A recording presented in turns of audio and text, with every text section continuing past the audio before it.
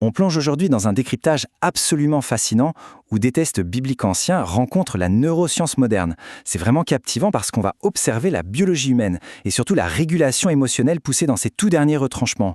C'est littéralement l'histoire et la science qui s'éclairent mutuellement d'une façon complètement inédite.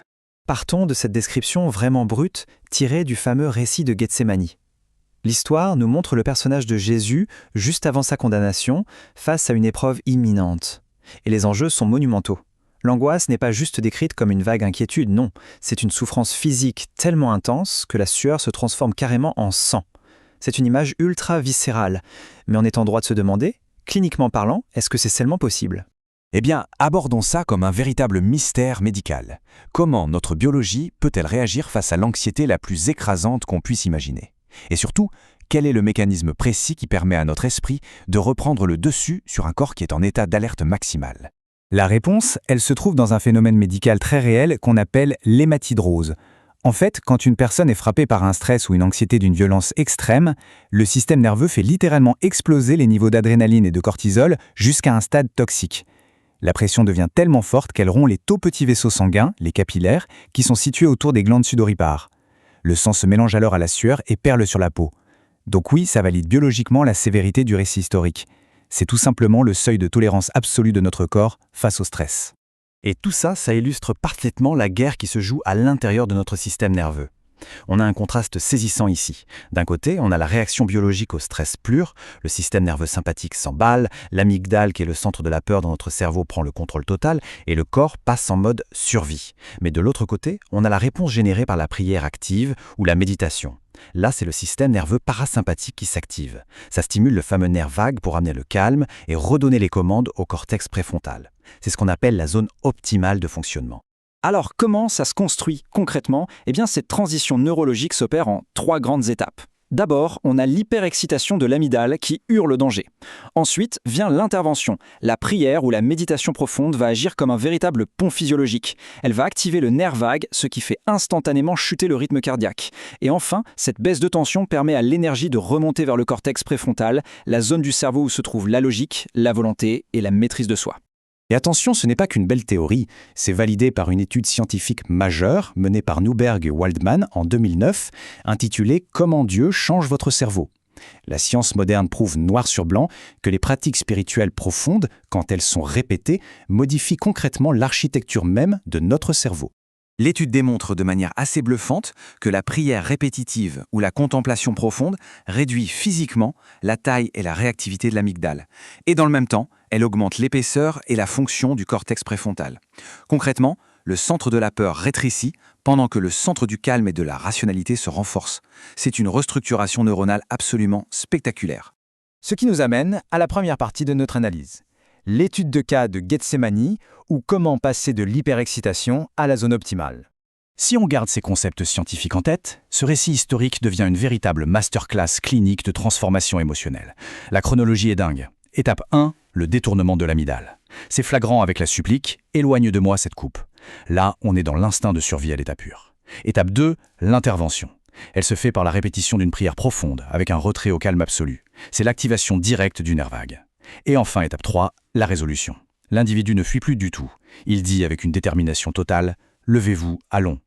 Le cortex préfrontal a repris les commandes et la peur a été neurologiquement domptée. Passons maintenant à notre deuxième grande partie, les leçons pratiques pour les 3 profils de personnalité. Dans l'approche pédagogique de Gardien de l'esprit, on identifie 3 profils cognitifs bien distincts, le sensible classique, le sensible explorateur et le profil bulle.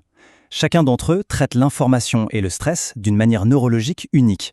Du coup, les leçons de notre étude de cas vont résonner différemment pour chacun, offrant des stratégies super concrètes pour identifier et gérer la surcharge émotionnelle. Commençons par le sensible classique.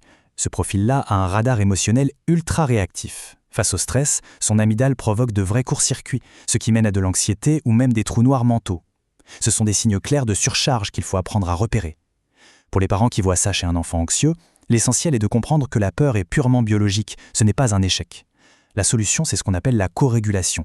Le fait de s'isoler dans le calme et de confier ses craintes par la prière permet au système nerveux de se calquer sur un point d'ancrage stable et de désamorcer l'alerte. Il faut vraiment arrêter de voir l'hypersensibilité comme une faiblesse. D'ailleurs, le profil sensible classique est celui qui ressemble le plus à la détresse qu'on a vue dans notre étude de cas.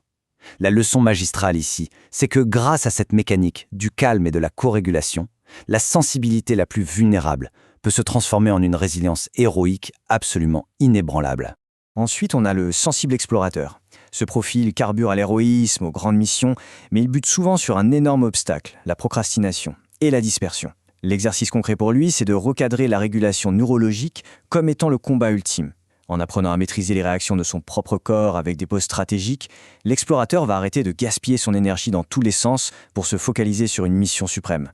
Le contrôle corporel devient alors son arme secrète pour passer à l'action.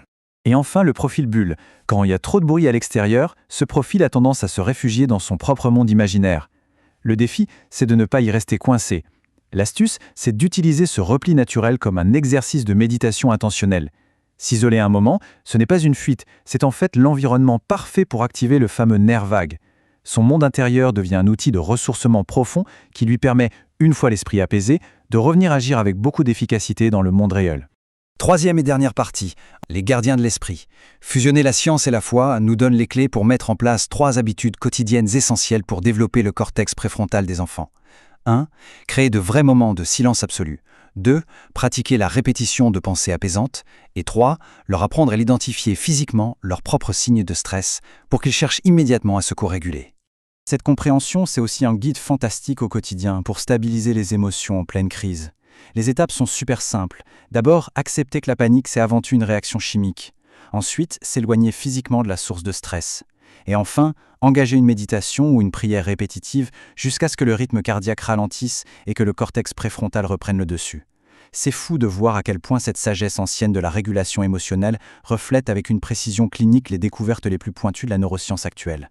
Pour terminer, gardons cette réflexion en tête. Si on sait désormais que de telles pratiques ont le pouvoir biologique, prouvé par la science, de restructurer notre cerveau, au point même de surmonter la douleur physique la plus extrême, comment cette perspective a-t-elle changé la manière d'aborder la prochaine crise émotionnelle ?